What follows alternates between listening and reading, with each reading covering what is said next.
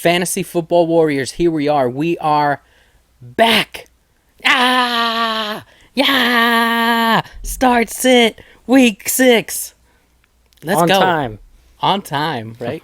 All right. Here we are. Fantasy Football Warriors. The Tank Sinatra, Eddie Bravo, bringing you the Start 6 for Week 6. So I'm going to try to rhyme, but they can't rhyme like this. That's right. And here we go. Yeah. 49ers Seahawks, Thursday night game here. This, on paper, the Seahawks defense has been pretty good, but it's important to evaluate it within context, in my opinion. When you look at their schedule, they played the Broncos, the Patriots, and the Dolphins to open the season, and that was the Dolphins without Tua, right? So, not as the season goes on, we've seen those aren't really great teams, right? So, I think that's kind of inflated some of these defensive stats, even though I think the defense is young and up and coming. I don't think it's a matchup that we need to be afraid of. Yeah, maybe more of a neutral matchup more than anything else. Since then, they have played the Lions and the Giants, and the top 2 wide receivers of both of those teams are averaging 19.8 fantasy points per game. So, in a matchup against the 49ers, we expect this to obviously be a competent team, a competent wide receiver duo. I think we can expect strong production for both Debo and Brandon Ayuk. Hard to say who's the one that really blows up. Yeah. The argument for Brandon Ayuk, obviously, you just had a good week, but Brandon Ayuk is more of their typical man beater. Seahawks play mostly man, so whereas Debo is more of their zone guy. Right. So the argument for Brandon Ayuk to be the one that has the blow up game again, is they run man coverage. I mean, at a high rate. He's definitely got the potential, right? If they move him around, if they don't just keep him on the perimeter, even if they do keep him just on the perimeter, he'll be fine. He'll be fine. Yeah. No. I think both Debo and Brandon Ayuk are strong starts this week. Brock Purdy, another strong start. He's definitely mid to low end QB1 this week. In that same span that I mentioned earlier, the QBs are averaging 24.7 fantasy points per game with 2 passing touchdowns. So I think we can expect a similar game to that, which puts you in a pretty good projection-wise. And Jordan Mason and George Kittle are obviously starts. Yeah. You don't sit them. Lineup locks. On the Seahawks side of things, Kenneth Walker, DK Metcalf, I think those 2 are must starts, especially Kenneth Walker rest of the season. Strong starts, Geno Smith, Tyler Lockett. And JSN this week, I think, is kind of in mad territory where I would prefer to sit him if I could. However, with the 49ers here, it's a similar situation as with the Seahawks. They have played the Jets, Patriots, and Rams to open the season. Rams are only the really team there that's been slightly competent, but that was also without Cooper Kupp and Puka Nacua, right? So we've got some offenses in here that have been meh, right? In the other 2 games were against the Vikings and the Cardinals. In those games, the QBs have at least 2 total touchdowns and are averaging 23 fantasy points per game. So those three games against bad offenses are going to, bring down the average a little bit. So when you just evaluate competent offenses, you kind of see, okay, Geno could be in for a good game. So I think that's enough to warrant a strong start here. He's been playing pretty well. I think the offensive system, they're definitely willing to pass more.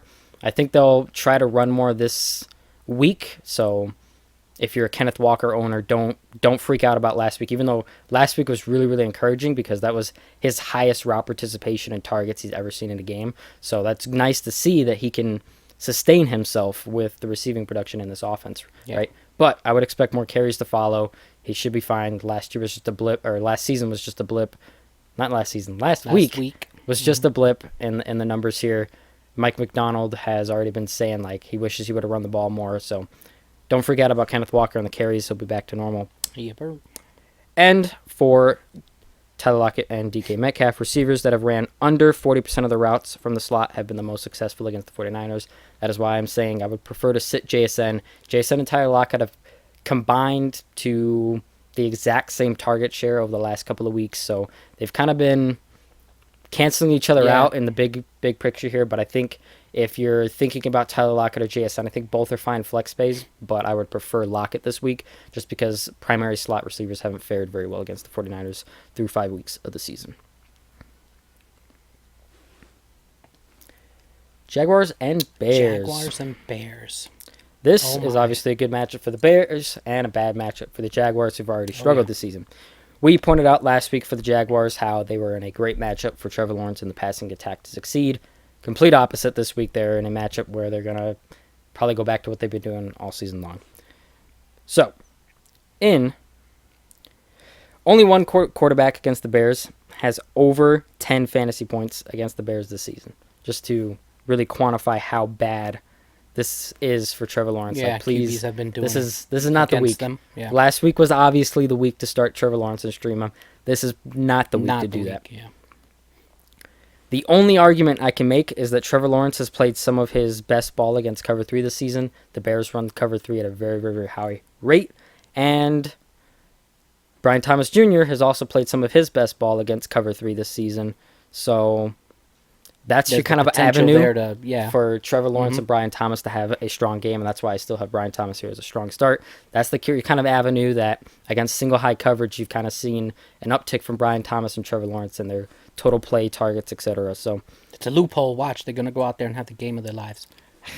If it happens, you know why, right? So the running backs, I think, are both strong starts this week. They've been more susceptible on the ground than they have through the passing game, so I'm sure they want to lean on the run. Both of them are lower end options because they're splitting the workload at this point. Unless we see Tank Bigsby really start to take away this workload, it's going to be kind of hard, where you're going to be needing Tank Bigsby to have 2 touchdowns like he had last week. That's kind of what you're going to be asking for, which I'm not saying it can't happen. It's encouraging. He had the goal line work, right? Absolutely. And if he can secure that early back roll, the goal line work, and they just move Etienne to more of a catching passes out of the backfield, change of pace back, then Tank Bigsby is going to be rocking and rolling. Yep. So we'll see how it continues to manifest here. I will say the only time a running back has failed to score 18-plus fantasy points against the Bears was against the Texans, and that was the game Mixon got hurt. Yeah. So there is avenues here for running back production to come. I will say Travis Etienne got a lot of the receiving work. He is still besting Bigsby in that department by a significant amount. So that keeps the floor high, and that warrants the start here from Travis Etienne. Yep, but I think Tank Bigsby on the ground with the rushing and the touchdowns has the upside every week. For sure. Jaguars at Bears. As I mentioned a moment ago, this is a really, really, really good matchup for this passing attack. Yep. We labeled them as strong starts last week as well. They went out and had a pretty good week. This is another week where I think Caleb Williams and DJ Moore are in must-start territory. They both should have very, very strong weeks against the Jaguars. Obviously, Joe Flacco last week just went and shredded them. So I think Caleb Williams, who's been rolling the last couple of weeks, definitely finding his pro legs, if you will. Yeah. I think should be in a strong start. DJ Moore has been the only one really doing anything consistently. He's obviously the number one there. So I think both of them are in must-start territory this week. Yeah, they are in prime position to what's the word I'm looking for here? To build upon last week's momentum. Absolutely. Jaguars defensive backs are the worst by EPA per play in the entire league. They are just getting smoked through the air. This should be a very, very, very good spot. Since Keenan Allen has returned, him and Odunze are tied in targets. Ugh. So they're kind of canceling each other out at the moment. They're disgusting. Not really doing anything. So until one of them takes away, which the argument for Keenan Allen is as he gets healthier. I mean, it's Keenan Allen. He could take away with the targets here. Yeah, the argument for Odunze is he's young. He's the young one that could have the late season surge as a rookie, right? So until then, I think both of them probably should be left on benches and are no better than like low-end flex plays. With a matchup this good, either one could obviously go out there and have a pretty solid game. I think it's a similar situation as Tyler Lockett and JSN, where they're both kind of low-end flex plays, and you're just kind of hoping one scores a touchdown, because I think they'll both be involved enough to kind of get you anywhere from, maybe 3 to 6 receptions for 40 to 60 yards, somewhere in that range. So the floor should be fine, but if you're looking for upside, you're going to need a touchdown from either one of them, because it's those two this week are definitely one of those. If you don't have to play them, don't. Yeah. If you do have to play them, and you have either one of them, probably worth the gamble to just get them in your lineup and see what you can get out of them. For DeAndre Swift, he's been playing very well. This is not a great matchup, but I still think it warrants a strong start because his usage has been so good.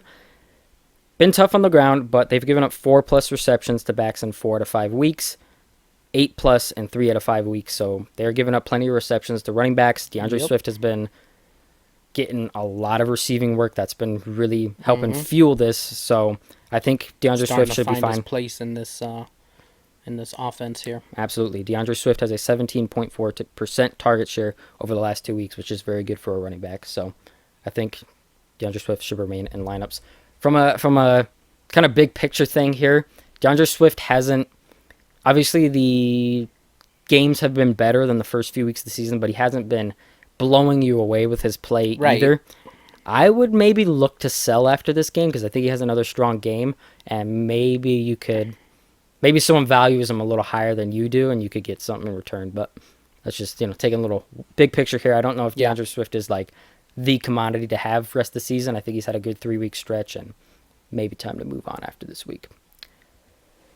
Commanders at Ravens. This could be a good game. This could be a good game too. What happened last week? Yep, you got Jaden Daniels, the young, also hella mobile quarterback, playing well against the mobile quarterback over the past however many years, right? And Lamar Jackson going head to head. This should be a lot of fun.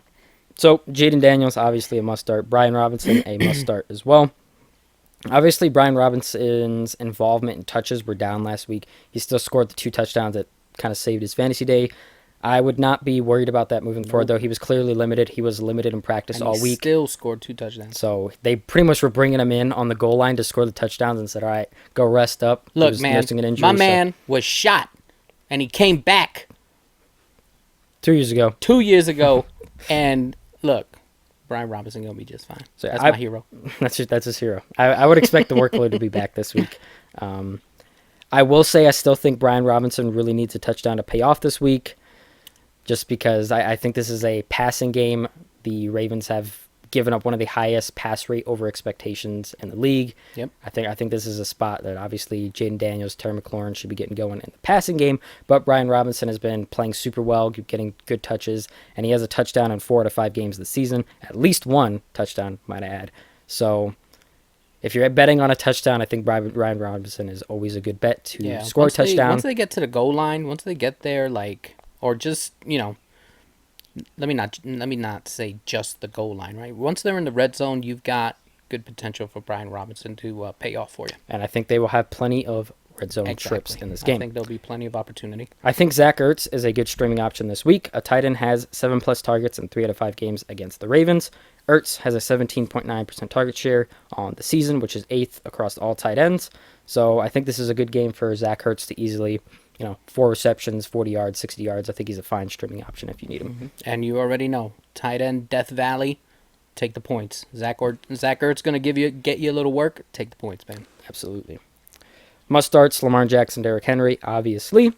This tight end room is an absolute mess on the Ravens side. You had 3 different tight ends. Disgusting. 3+ patches last week, but none of them caught over 4.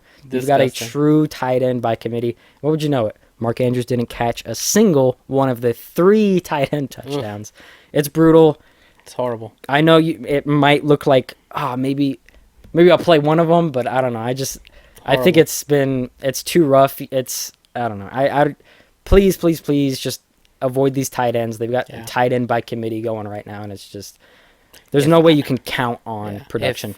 If you are a Mark Andrews owner, please, there might be someone in your league that values Mark Andrews.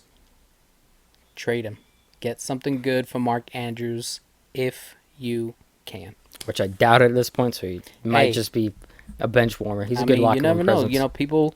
People value players differently, right? Someone might say, it's Mark Andrews at the end of the day, right? Give him to me. What do you want for him? Sell him.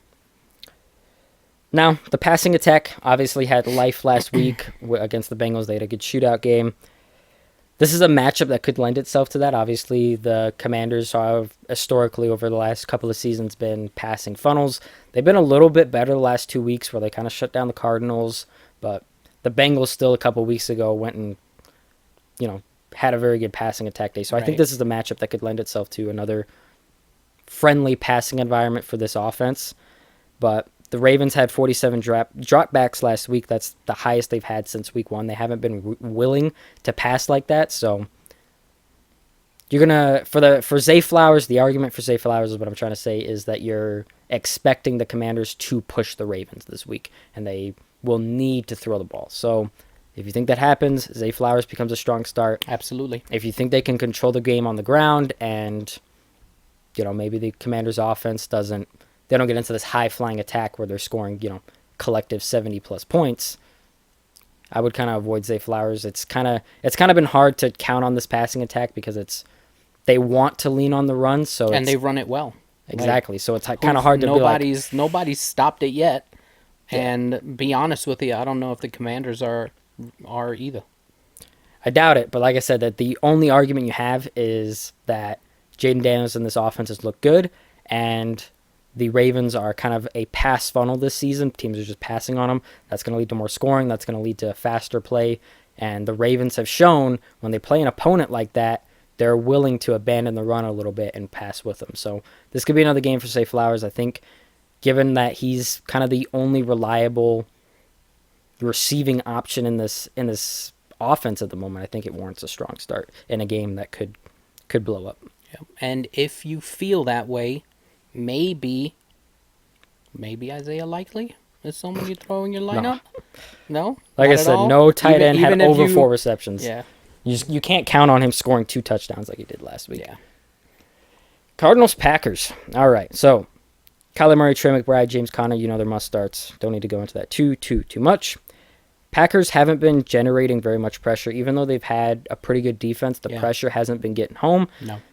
Murray should be able to operate his passing attack a little bit better this game. He's played the 49ers and the Commanders in the previous weeks here, and they're top half of the league in pressure created and pressure rate over expectations. So Kyler Murray's been under a lot of distress, and that's lended itself to a little bit of a less optimal passing attack where his passing numbers have been down. Obviously, the receiving numbers are down. So I think this is a week where the passing attack could really get going.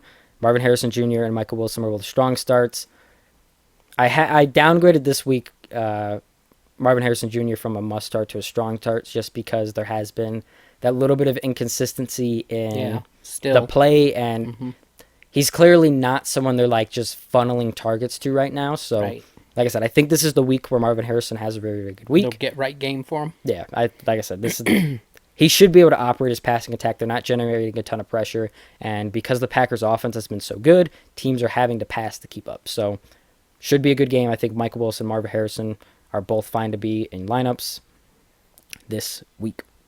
Opposing outside wide receivers are averaging 19.1 fantasy points per game, which again lends itself to Marvin Harrison and Michael Wilson having good games this week, so I would get them into your lineup.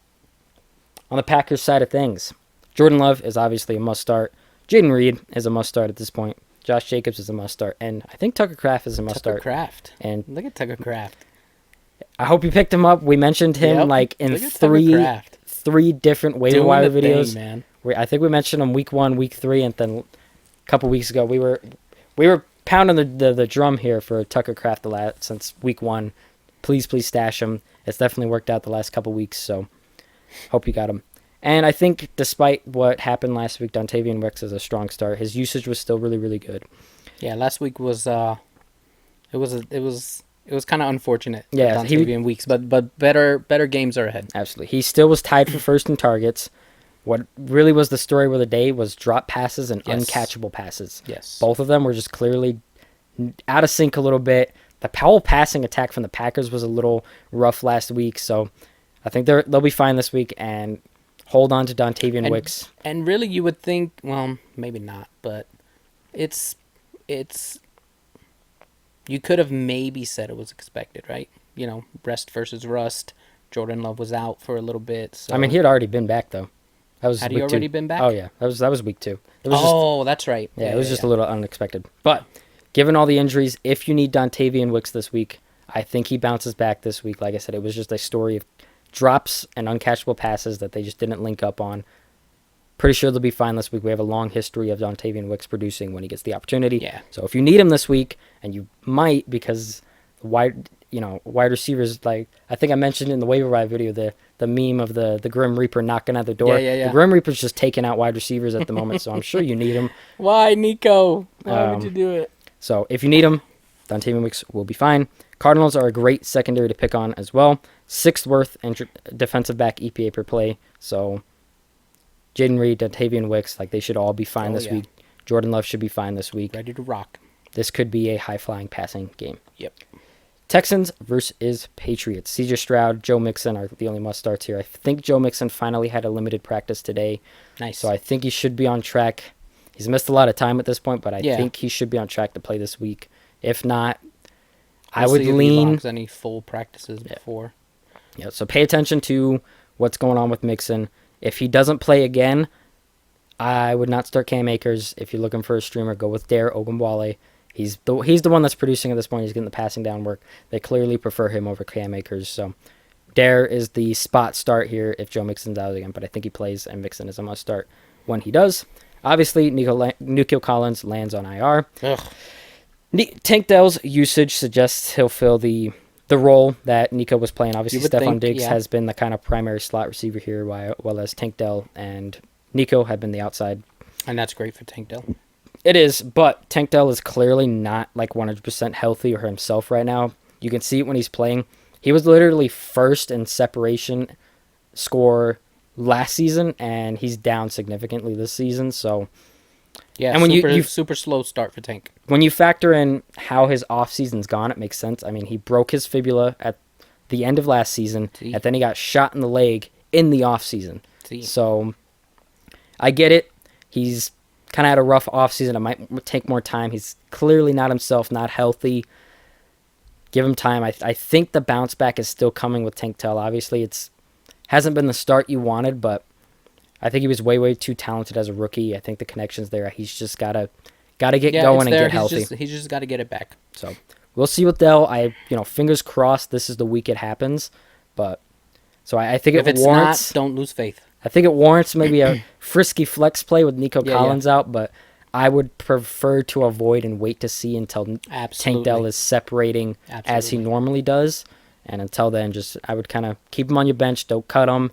Don't trade him. I might be trading for because whoever drafted Tank Dell is probably not very happy about it at this point. You probably can get him for pretty good price at this point. And I think there's enough of a chance in this offense that he bounces back.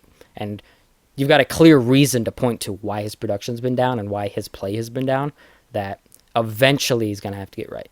So, with that being said, I think Stephon Diggs is obviously the one that is a borderline must start this week. He's been getting the targets. He's been producing. With Nico Collins out, I'm sure Stephon Diggs will be benefiting quite well. Oh, yeah. He'll be definitely involved in he's definitely a good start this week. He has at least 8 targets over the last 3 weeks, so he's getting peppered with targets. He's getting receptions. With Nico Collins out, that only serves to benefit that. Absolutely. Right? All right, on the Patriots side of things, we've got a QB change over here. Whoa, Drake May? But before we get to season. Yeah. Before we get to that, Ramondre Stevenson lost the starting job last week, promptly regained it within the first quarter. Yeah, what? Lord. It was literally propaganda to get Ramondre to play better, and it worked. Man, it worked. The force was strong over there. Man, they used the Jedi mind trick. They said, Antonio Gibson, you're gonna start. Ramondre was like, "Oh Lord, wait a minute, wait. Let me tell you something." Yeah. Anyway, Drake May gets the start this week. Lord, this is not. Out of all the weeks to start Drake May, this is probably one of the worst. Patriots have been the second worst pass blocking team in the league, and the Texans are the second best in pressure rate over expectation. Yeah, this is not going to be a pretty beneficial premium learning experience. Start pain, Drake May. Pain everywhere. Pain everywhere. That's Dude is going to be sacked 1,000 times. Be bad, but we'll get to see what the young man's made of. We like Drake May coming out of college. He's clearly talented. He's way more mobile than Jacoby Brissett. We will get to see it. That helps out an O-line when the QB's mobile, obviously. So we'll kind of see. We mentioned Drake May in the waiver wire video as a stash candidate here. We've obviously seen Caleb Williams getting going. Jaden Daniels been doing it. Who's to say Drake May doesn't turn this offense around? Sometimes that's all it takes is a quarterback to come in and completely 180 a team. Just light it up. Yep. The Commanders last year were arguably one of the worst teams in the league, and now they're like, people love them. So sometimes all it takes is a quarterback that changed the dynamic. We'll kind of see what happens here. Ramondre is the only one I would be starting. Obviously, we want Jalen Polk long term, but this is not the week to do it. Right. This isn't a fantastic matchup for Ramondre, I will say, but he's been seeing enough volume in both the receiving game and on the ground. It's clearly his backfield. He's been playing pretty well. So I think given injuries, given just kind of how play is going this season, Ramondre probably needs to be in your lineup. I doubt you have better options, right? So, yeah, no, you're playing Ramondre. Despite you're the not poor sitting matchup. Ramondre. Bucs Saints. Bucs Saints. Happy Marshawn Lattimore, Mike Evans And week. Mike, yep. I was gonna make the same point. Happy say goodbye to Mike Evans week. So let's get into that. Did not play Mike Evans this week. Mike Evans hasn't had over 4 receptions against the Saints since 2018. You know how many years that is? Did not play crazy. Mike Evans this week. He is going. Him and Marshawn Lattimore, there was no love lost there. No. They play each other hard, and Mike Evans has never They get shown, disqualified most games. Yeah, sometimes they get thrown out. Like, Mike Evans has never shown that he can best Marshawn Lattimore. Do not think that Mike Evans is going to go have a good game. If you got better options, place Mike Evans on your bench, please. Yep. He has not scored over 10 fantasy points against the Saints once. He's done it once since 2019. That is a lot of seasons to have one game over 10 fantasy points. And specifically against one cornerback. Yep, it's just right. We know this is not a matchup for Mike Evans. Don't be ridiculous and start him. You're like going to need an extreme outlier. And we talked about in the offseason how fantasy is all about playing the odds, right? It's all about evaluating what's likely to happen. We've got a 5-6 year sample size of Plenty. Mike Evans is just not the play against the Saints. Large sample size of data and trending history. Even though the Saints have actually not been a terrible matchup for receivers, we just know the specific history of Mike Evans enough to be like, let's call the Jets on Mike Evans. Let's not do it this week. Saints have allowed a singular passing touchdown this entire season as well. Not a great reason to believe Mike Evans scores a touchdown this week if they haven't really been giving up a lot of passing touchdowns anyway, right? And that also hurts Baker Mayfield, who's also kind of in this meh territory. This isn't premium matchup either. And to top it all off, Saints have been really, really stingy on running back receiving production. So that kind of downgrades Rachaad White, who makes a lot of his money in the receiving game, obviously, especially with splitting with Bucky Irving. And Bucky Irving is kind of in that tier as well because they're splitting touches. So it's kind of almost, negate each other at this point. So there's been one running back to score 11 fantasy points, and they both had 21-plus opportunities. So to have a good fantasy day, you need the volume against the Saints. Bucky Irving or Rachaad White are not seeing that. With that being said, Chris Godwin is obviously playing super, super well. Target shares there. First read target shares there. He's a must-start. And with factoring in all the different things this week, we understand that Mike Evans is probably going to be a no factor for the most part. Right. Benefactor. Going to need Chris Godwin, right? So Chris Godwin must start, and I would avoid pretty much the rest of these players here.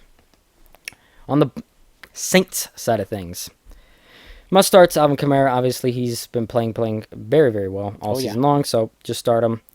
Now, Derek Carr is sidelined, likely to end up on IR. This isn't a bad matchup, but I don't know. You can't trust the passing attack. You've got Spencer Rattler, the rookie, coming out. He wasn't some amazing prospect. Some people like him as a prospect, but I don't see how you trust anyone this week. It could go out there and be disastrous. It could maybe be okay if Spencer Rattler plays okay. I will say Rashid Shaheed did wind up on the injury report today. If he misses, I don't know. I think Chris Olave, regardless, kind of becomes a must-start at that point because he's going to have to throw to somebody. Right? So we'll see. But for the most part, I think Alvin Kamara is about the only one you can really trust until we kind of see what happens with Spencer Rattler.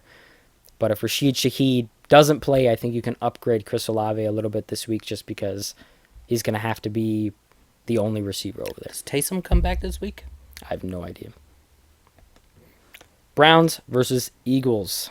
On the Browns side of things, whole lot of caca. I was going to say a whole lot.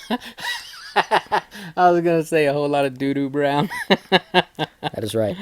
Jerome Ford's opportunities have been super inconsistent. One week he's doing fine, has 7 receptions. The next week he's like, this guy is not even playing. It's ridiculous, is what it is. It's absolutely ridiculous. But if you were sharp and you drafted Nick Chubb late, this is the ideal circumstance. No one is pulling ahead. Right. They all stink.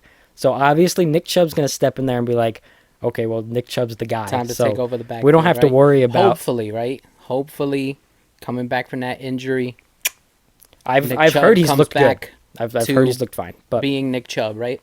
And that it's the exact opposite for Chuba Hubbard and Jonathan Brooks. If you drafted Jonathan Brooks late, I'm kind of sitting here like, damn, Chuba Hubbard has been playing too well at this point. You drafted Chuba hoping he could provide you relief, and now it's like, oh, he might be playing too well, and Jonathan Brooks is not going to even have this job. He'll come back, and it'll be like a split backfield because I don't even see how you put Chuba Hubbard on the bench at this point, right? So the exact opposite, whereas with the Browns, it's like, okay, they're all sucking. No one's pulling ahead. Right. Obviously, this is Nick Chubb's backfield. But anyway, it is incredibly hard to recommend starting Jerome Ford at this point because the touches haven't been there enough to warrant it, and they've been inconsistent. It's kind of hard to say what he's going to do on any given week, right? And he hasn't been playing super well even in the games he does get the touches, so I just think he's better left on your bench unless you absolutely need him. It's not a terrible matchup, but like I said, the touches, just start him at your own risk here. If you need him,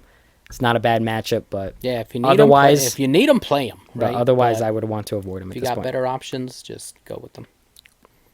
Opposing wide receiver ones have scored a touchdown against the Eagles every week thus far, but the offense is just horrible, has not been going well, but that's your avenue for Amari Cooper here.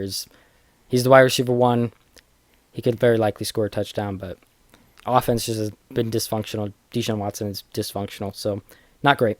And Njoku, the last couple of weeks, has played on less than 50% of the snaps and had under a 50% route participation, so he's obviously being eased in after missing obviously the first few weeks of the season. So I think you can start him given every other tight end has been playing very poorly. Right. But understand he's being ramped up here, so hard to say when he amasses his normal route participation. It could be this week, it could be another week. I'm not really sure what his playing time will be, but that is for the reason for the dud last week. But I think he's still a strong start. On the Eagles side of things, pretty simple over here. Jalen Hurts, Saquon Barkley, A.J. Brown, Devontae Smith. All must starts every single week. Full steam ahead. A.J. Brown and Devontae Smith have now logged full practices. They are good to go. Boom. It's not a great matchup anywhere, but all of these guys you just have to start. They produce so well. The offense is really consolidated, so those guys are must starts. With Devontae Smith and A.J. Brown coming back, I think Dallas Goedert, loses value obviously and goes down to just a strong start. Not going to have the same ceiling usually, right? No. He's still a great play, especially because tight end landscape has been really poor for the most part. Yep. So Dallas Goedert, strong start. Colts Titans. Anthony Richardson should be back this week. He's going to do it. He's going to do it for me. He's going to play for me. He just needed to watch Flacco get it done. Which fun stat. I think I saw that Joe Flacco is 2 months younger than Anthony Richardson's mom. I did see something like that. Joe Flacco is literally old enough to be that dude's dad. Anyway, he showed him a thing or two last week. Yeah. I tell you what. Check this out, Sonny. Yeah. So I think he plays. He logged a full practice. We'll kind of see what he looks like coming back after missing some time. Monitor the status of Jonathan Taylor as well. I don't think he plays. They said the mild ankle sprain, and we all, you and I laughed at that because it was like mild ankle sprain. Come on, man. High ankle sprains at a high ankle sprain. That's right. So, with that being said, with the expectation that he misses, Trey Sermon's a strong start. He played pretty well last week. Josh Downs is borderline must-start territory. Baby boy. He was consistently the best wide receiver all throughout the offseason and camp, etc. And he's come in and just shown that. He's leading the team in targets and production. My borderline baby boy is going to help Anthony Richardson not ascend. That's right. He's going to do it. Now Michael Pittman is an IR candidate with a back injury. So Josh Downs should be... the Grim Reaper. Just taking wideouts. He's coming. It's bad. So Josh Downs is a very strong play. He gets just a little bit downgraded with Anthony Richardson just because Richardson has been so poor passing the football. We'll see what happens this week. Right. But he's clearly been a integral part about this offense as he's returned, and I think he's warrants a pretty strong play this week. I'm pretty sure last season when Josh Downs was on the field, Anthony Richardson and him played well together. So we'll see how it goes. Alec Pierce is a boom-bust play. Obviously, any week he could go out there, have over 100 yards on a touchdown, but he could also just as easily not do anything. If Anthony Richardson plays, bodes well for Alec Pierce, but I think he's just a boom-bust flex play for Alec Pierce here. It's kind of just what his role is at the moment. So for sure. Moving on to the Titans. Titans side of things. Tony Pollard is a must-start. He's been playing very well. That is his backfield. Must-start there. On the flip side, it's kind of a poor matchup for the Colts. Very, very positive matchup for the Titans. Obviously, Will Levis has been brutal. Maybe I didn't even see him. My man. We'll see how he looks coming off bye, how this offense looks coming off bye. Yeah, the bye week is always a time to kind of fix some little things that might be, holding you back a little bit. We'll see how it goes. I will say the Jaguars offense and Trevor Lawrence have been playing very, very poorly, and the Colts helped resurrect them last week, so that's your argument here. Maybe Will Levis has a better game. I think with that in mind, given the strong matchup through the air, given the large sample size we have at this, large-ish sample size we have at this point, Calvin Ridley, DeAndre Hopkins, I think are both strong plays this week. I think they could get going, coming off the bye, fresh. Yeah. Hopefully this offense functions better, and this is just a really, really good matchup. Hopefully they don't cancel each other out, but we'll see. Chargers, Broncos. Strong starts, J.K. Dobbins and Ladd McConkey. I would sit everyone else. This is a negative matchup for the Chargers just about everywhere. Broncos have been very, very strong defensively. I will say the Broncos play the most man in the league right now. Yes, they do. Ladd McConkey has been very, very strong against man this season. Like top 5, I'm talking. He's got above average wiggle, baby. Yeah, above average wiggle. That's Let's right. Go. But he's been playing very, very well against man, and obviously he plays in the slot. He should avoid Patrick Surtain. Yes. So that's your argument for Ladd McConkey. I think if they're going to move the ball through the air, this could be the Ladd McConkey breakout week. They had their bye. That's usually the time you look for rookies to really take off. Yep. This looks like a pretty strong start for Ladd McConkey. I would not be opposed to putting him in at wide receiver 2 or flex, given the injuries. Especially if you got, stronger players on bye and you need, something, right, or injured, right? You need a shot in the dark or a hope and a prayer. Throw Ladd McConkey in there if you got him on your bench. J.K. Dobbins didn't have the strongest couple of weeks heading into the bye, but he still was leading this backfield. I think the volume alone should be enough to warrant a start. Outside wide receivers, Quentin Johnson, are doomed this week. Please, please, please do not start him. Broncos side of things. This is another situation where we've got a pretty strong defense and a mediocre offense on this side of things. Chargers have been pretty good defensively just about everywhere. We'll see if that kind of continues. They had a mediocre schedule. Yeah. There wasn't like they were playing great offenses. So we'll kind of see how that shapes up throughout the rest of the season. But what we have right now is they played strong defensively. This Broncos offense isn't exactly amazing. That's what I was going to say. They're not really playing a strong offense right here either. So the only one I would really expect to have a good game and thinks a really strong start is Javonte Williams. He's been playing much better. Yep. And his usage has been outstanding, getting plenty of receiving work, plenty of carries. I think Javonte Williams is a strong, strong start. Steelers at Raiders. The Devontae Adams-less Raiders. I think he'll be back though. Devontae Adams-less. I saw like a quote from Antonio Pierce where they had talked and they're fine now, which is funny because it coincides with the Jets firing Robert Saleh and just like train wrecks happening to different teams, and it's kind of just like, obviously Devontae Adams wanted to be traded to one of these teams, and now it's like, well, it ain't so bad now. Yeah, it ain't so bad over here. But anyway, I'm happy here. Anyway, Steelers, I think Pat Freiermuth, Justin Fields, George Pickens, and Najee Harris are all strong plays this week. Raiders are allowing the 10th most rushing yards per game, and running backs are averaging 19.8 fantasy points per game. So there's your avenue for Najee Harris, but he has been really, really bad this season. He's just, despite all the volume, he's clearly the lead back, has been doing nothing. So it's kind of hard to recommend him heavily, but it is a strong matchup. Yeah.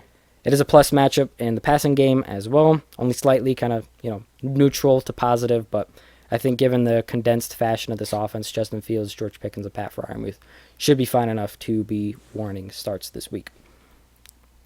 On the Raiders side of things, the only must-start I see is Brock Bowers. He's been doing it this season, obviously, on fairly limited route participation for the most part, but he's clearly just leading the way over there, given there's no way you have a better tight end. Obviously, Brock Bowers is a must-start. Get him. Here's another situation where we've got a split of touches that is absolutely disgusting. This backfield is gross. I called that. I was like, please don't draft Zamir White. I just did not see. A mess this I did not see this bell cow upside that everyone else did. It just didn't make sense to me. You did not. Take a bow, sir. It never made sense to me, and it's definitely not turned out that way. Just avoid it. Alexander Madison, had an okay week, but Amir Abdullah came in and stepped in for Zamir White and was efficient. I don't know. It's just disgusting. This isn't a good matchup either. It's kind of a neutral and negative matchup across the board. So, with that being said, with Devontae Adams still out, I think Jacoby Myers is a plenty fine play, wide receiver 2 flex kind of area here, given injuries, given it's an okay matchup, and given it's going to be Jacoby Myers and Brock Bowers for the most part, with others filtering in. Falcons at Panthers. Kirk Cousins, Kirk O'Chains coming back alive. The GOAT. Let's go. You like that? You like that? I love that. Drake London is a must-start this week. This is obviously a great matchup. Good for him, man. Good for him, finally. Finally did something, right? Man. The week I badmouthed him, too. I'm telling you, I badmouthed Drake London and Garrett Wilson. I was just like, these guys need to get it together. They're out of excuses for me, and then they go out and have a good week. If you need your players to play well, leave a comment below for the Tank, Mr. Tank Sinatra, to badmouth your player, and they will go out and have a good game. It's been happening all season. We'll be sitting on Sunday watching Red Zone. I'll be like, this guy's a bum. What's happening here? And then they go out and have a great game the next week. I'm just like, okay, my bad. Anyway, this is obviously a great matchup, and they're coming off a very, very good week. They're not going to do that again, obviously. They probably won't have a game like that the rest of the season. They passed a lot. Not saying they're going to do that again, but this is a positive matchup for them to continue rolling. Yeah. Drake London obviously is a must-start at this point, given what he's been doing, given the usage between the target share, the first read target share, and the blow-up game last week. Please, please, please get Drake London in your lineup. Should keep it rolling this week. Panthers defensive backs are currently third worst in EPA per play, so passing attacks should be fine here. Let's go. Running backs are averaging 19.7 fantasy points per game against them as well. Let's go. Bijan Robinson kind of pulled away with touches again last week after a little bit there where Tyler Algier was kind of mixing in a lot. Bijan had a good split going on here with 15 touches to Algier's 8. So I think that, put Algier back on the bench. Bijan kind of gets upgraded. This is a very, very positive matchup. You hope he does something at this point. And I think Darnell Mooney's usage has been good enough that I don't know, really strong. Good for him too, man. We really like Darnell Mooney on the Bears, and it just never really happened. Never really happened, and I'm happy for him. I'm happy for him. Darnell Mooney, a strong start this week at your wide receiver 2 spot, kind of area there, low end, mid range wide receiver 2. I think the usage has been strong. This offense is passing, and this is a great matchup. I think you could go out there and have a good week. I think Kyle Pitts obviously he was the other one I badmouthed. And he went out of this like best game since his rookie season. Yeah, but Kyle Pitts. Man, we'll see. I'm not. You know convinced. what? Keep bad mouthing him because I have him on.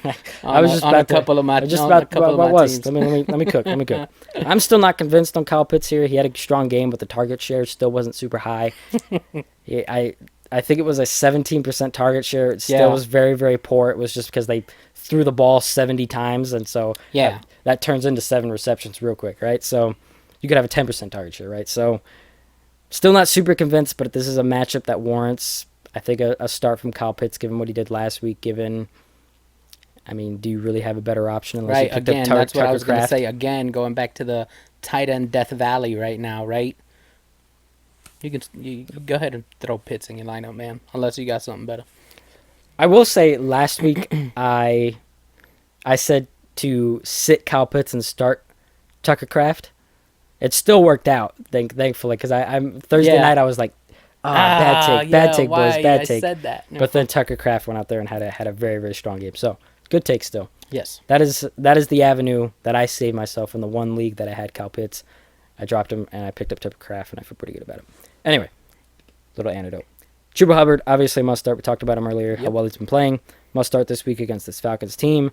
Falcons are allowing the 7th fewest receiving yards per game at 195, so probably a game where we see Chuba Hubbard run aplenty. That's kind of where teams have been mostly attacking him from. And obviously the Falcons aren't going to drop back and pass for 500 receiving yards again. So this could be a bit of a slower game than people are expecting. Should be efficient. Should be plenty of yardage to be had for the Falcons. But on the Panthers side of things, I think this is probably a game where Chuba Hubbard is the best start. Deontay Johnson, I still think warrants a pretty strong start. He's still getting plenty of targets. He's still the alpha throw there. to someone. He's still the guy. They're going to have to move the ball at least a little bit through the air. Absolutely. So, in PPR leagues, he should be fine, but this isn't an outstanding passing attack by any stretch of the imagination, and I would sit Xavier Legette, Andy Dalton, etc. Lions-Cowboys. Lions-Cowboys. Can we shock the world again? What, with the Lions beating the Cowboys? What are you talking about? Oh, sorry. I saw the blue, and it messed me up. Stay focused. Stay focused. Lock in. All right. Must starts. Jahmyr Gibbs, David Montgomery, Amon-Ra. Obviously must starts every single week here. Williams has played well against teams that play cover 3 at a high rate. Cowboys play the majority of their defense at a cover 3. So I think this is a week. Obviously, Jameson Williams hasn't had any blow-up games recently. No, I think this is been kind of quiet. I think this is the week that it happens. And obviously, just from a game theory perspective, a player like Jameson Williams, who is a primary deep threat, primary big play threat, is going to have stronger performances against single high coverage, right? Because if you have a cover 4 or a cover 2, the deep shots are going to be extremely limited and well covered. But teams that play single high safety, that's where you're going to get the opportunities to take those shots. And so I think Jameson Williams has a strong start this week. Put it on the board. This is probably Put it on the board. This is a spot for Jameson Williams to blow up, so I think he's a good bet here to put into your lineups. Yeah. Jared Goff, with that being said, Cowboys are a pretty positive matchup all around. I think Jared Goff is a strong start this week as well. Cowboys side of things, Dak Prescott, CeeDee Lamb, Jake Ferguson, obviously all must-starts here. Jakey Fergie doing it for me. Love to see it. The strongest wide receiver performances of 32 points and 24.7 points have come from wide receivers that play the majority of the routes from the slot. This is a positive thing for CeeDee Lamb, who obviously moves around a ton, runs plenty of his routes from the slot. Yep. I think CeeDee Lamb should have a bounce-back game this week. Rico Dowdle has obviously taken over this backfield completely. That's great. This is actually a really tough matchup, though. The Lions have been really, really strong against the run and against running backs. Yeah. So play him at your own risk. Not a great spot. He's been getting enough touches. I mean, he just had 20 carries last week. He's been getting enough here to warrant a start, but it's a really, really brutal spot for him. Temper your expectations here on this one. Jalen Tolbert been playing well. Brandon Cook's still out. They're gonna this screams potential pass funnel kind of game. Plenty of passing opportunities to be made. I think Jalen Tolbert is a perfectly fine play as well. I did pick him up. Bengals Giants. Here we go. Here's the shock the world. Here we go. Can we shock the world again? You were a slide early. I was a slide early. That's okay. It was a preemptive. I was there because I had looked at the slides earlier, and the blue came up, and anyway. Joe Burrow, Jamar Chase, T. Higgins, all must starts. Higgins has a 31.4% target share over the last 2 weeks, which is actually higher than Chase. He's been out targeting him a little bit, which is crazy, but T. Higgins has been playing very well. But he needs to be in your lineup. Jamar Chase needs to be in your lineup, and Joe Burrow needs to be in your lineup. Giants defense has not been terrible by any stretch of the imagination, and they're generating a ton of pressure. Yep, sure but this offense has really, really been clicking over the last few weeks. Starting to get there. I think Jamar Chase, T. Higgins might be a little bit too much for the Giants. Yeah, I hear you. Really, really keep them down, and I think they need to be in your lineup. Both Zach Moss and Chase Brown popped up on the injury report. Monitor that. If Zach Moss misses, Chase Brown is an obvious must start. Absolutely. The inverse of that, Zach Moss is obviously a must start. But if they both play, my lean is Chase Brown right now. He's been playing better. He's the one that's trending up. So if they both play, Chase Brown is my lean here to get a strong start. On the Giants side of things, Malik Neighbors is still in concussion protocol.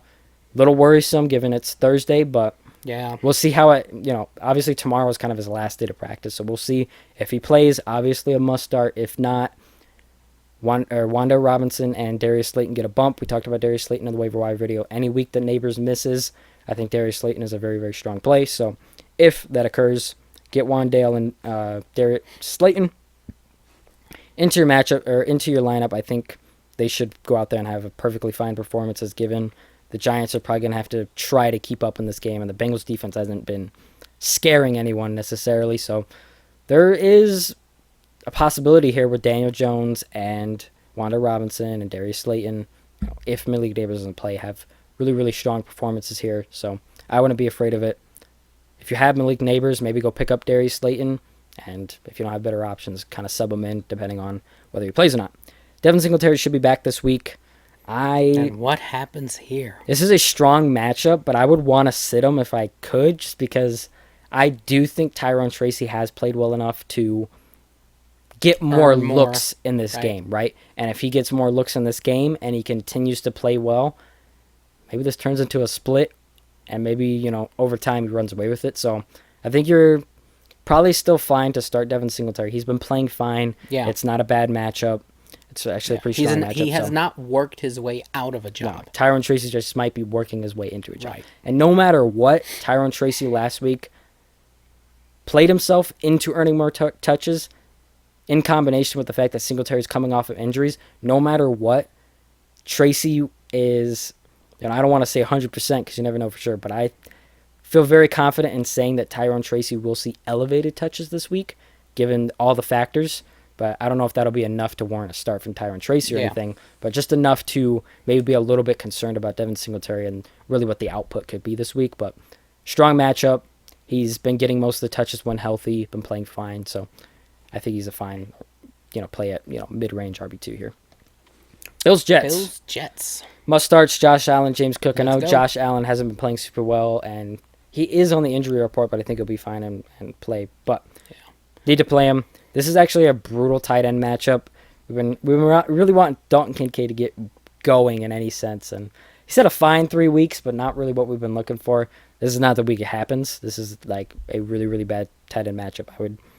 I would want to find something else. Obviously, you might not have that option. You might be rolling him out anyway, but I would want to find something else for Dalton Kincaid. This doesn't scream a great matchup for the passing game at all. I would want to sit all these wide receivers here, because they've been great in the slot. Michael Carter II, their slot corner, has been great. Obviously, you've got Sauce Gardner and DJ Reed on the outside. Like, no one anywhere has like a positive matchup at all, and this has kind of been a okay passing attack to begin with.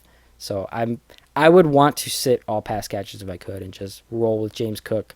I think that's how they want to control this game. Yeah, and Josh Allen is a must start just because it's Josh Allen, right? Yep. Most quarterbacks against the Jets have not fared well, and we're not saying Josh Allen is going to have this awesome game, but he offers so much in terms of everything he brings to that offense that you got to start Joshy. On the Jets side of things, I hummed and hawed with Breece Hall here, whether it was a must start. Just it's the touches it's hard, man. He hasn't been playing well. It's hard. Now they've got a play caller change. They didn't even fire Nathaniel Hackett. They just stripped him of all his. I don't even know what he does there anymore.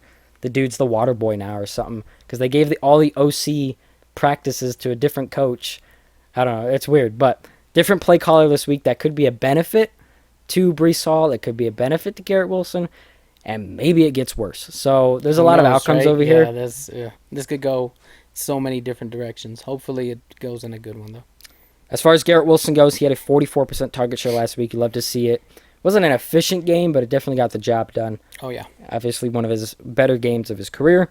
Bills have been strong against non-slot receivers, though, so I'm not sure if we see a repeat from Garrett Wilson, especially given the play calling change. It's hard to really say what's going to happen here. Last time their new play caller called plays, the offense was like 30th in points scored with the Titans, so not exactly an OC change we're sitting here licking our chops at, like, oh yeah, this is the move right here. It could get worse. So we'll see. With that being said, Alan Lazard ran 63% of his routes from the slot last week.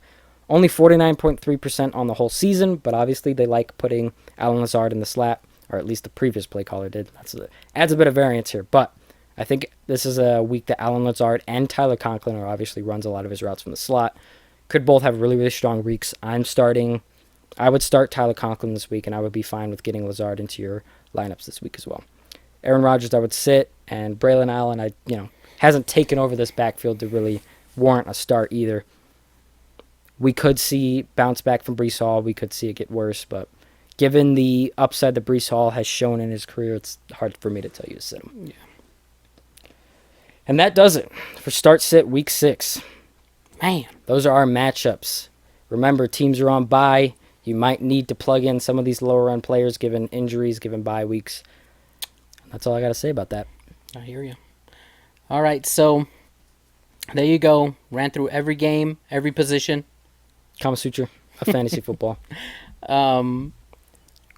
Again, we hope we brought you the nuggets that are going to contribute to you winning your week and bring you closer to a fantasy championship.